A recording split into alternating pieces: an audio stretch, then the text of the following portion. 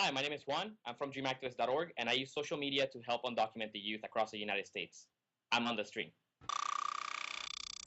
The indigenous communities of Bangladesh have been fighting a losing battle to preserve their way of life. Now, netizens in that nation are taking up their cause. This particular story requires a little bit of explanation.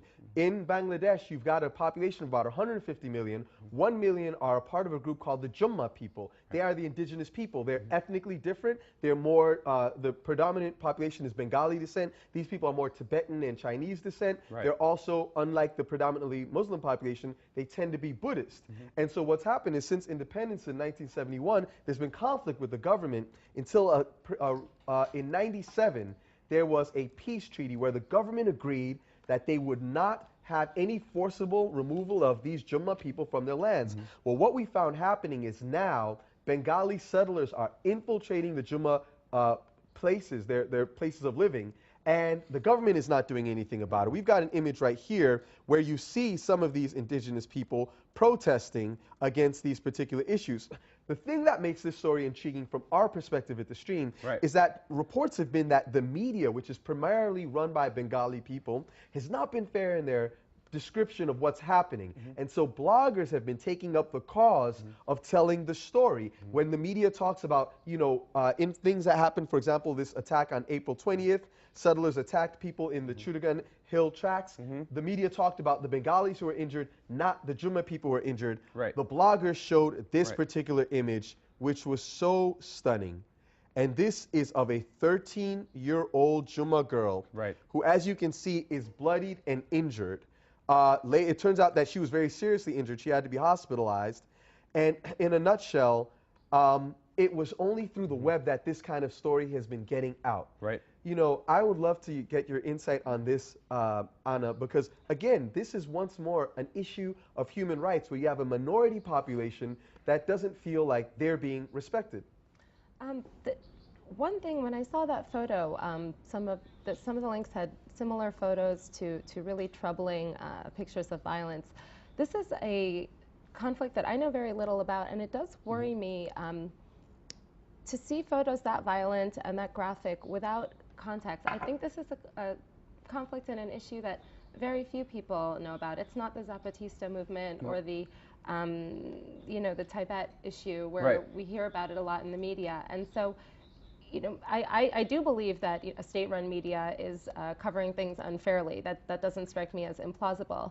I do wonder about... Before we get deeper in, we did get a chance to speak earlier with a Bangladeshi blogger. He is a Bengali blogger. His name is Biplab Rahman, and here's what he had to say on this issue. Land rights is the main problem in Chittagong Hill tracks. Land should be back to the hill people. But Bangladesh government is not agreed in this point. So clash is going on with Bengali settlers versus indigenous people. Army is one of the main problems in Chittagong Hill tracks. Bengali settlers are backed by army. So he's saying that the Bengali settlers are backed by the military. Right. It's interesting. I want to go back to Anna's point and drawing upon that. Right when we posted that we were going to cover this story, within a matter of seconds, literally, this gentleman, Mui Jumo, essentially commented, and we got into conversation on Facebook, and it's just really interesting. He pointed me to a lot of interesting photos, and I think that highlights the reality that this is a crisis that's been going on for a long time, and as we said, hasn't made it to the mainstream media. For example, these Flickr photos over the years here, the first one's from 1981, 83, 84, is showing essentially what they call massacres by the Bangladesh military in terms of certain atrocities. For example, there's a group called Shanti Bahini. Here on the left, you see images of women that have been targeted. And it's interesting because if I go back to just our back and forth, these are additional images that he sent me to, which is a Facebook group that's been created in 2010. It's saying that this is back just a year ago. These are images that, again, we probably haven't seen in the mainstream media. And at the very end, after he sent me all these links, he says, you can have an idea of how Bangladeshi government carried out several massacres on the indigenous people, and then at the end he says, I'd love if you could focus on this because it's still the CHT is still a militarized area and still no foreigner is allowed to visit it. without permission from the military. And by CHT, they're talking about the Chittagong Hill tracks. And so if you have a thing where the media is not covering it fairly, foreigners are not allowed to enter, then it seems that it's the social media that's really telling this story, Anna. And I wonder what, as far as the social media aspect, I'm curious, the indigenous rights movement is a really global struggle. You have issues like this taking place in Tibet, all over South America. There's a lot of issues over land struggles, as your blogger said.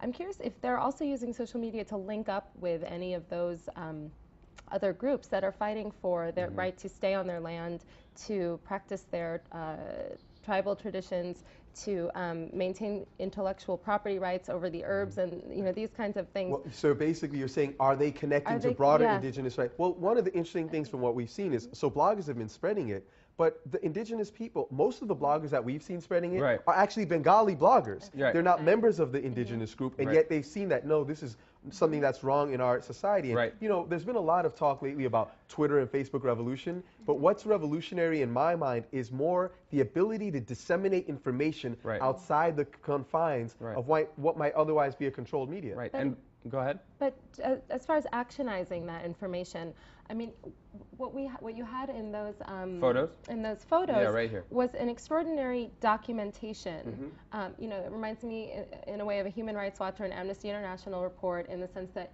you have images and information that's going to stay on a shelf, and if and when there ever is a UN inquiry or some kind of investigation into this, there's information. But as far as taking it to the next level, something like you had in Egypt, how does that happen? How do you link up? People have said the Egypt revolution wasn't just a Twitter or Facebook revolution.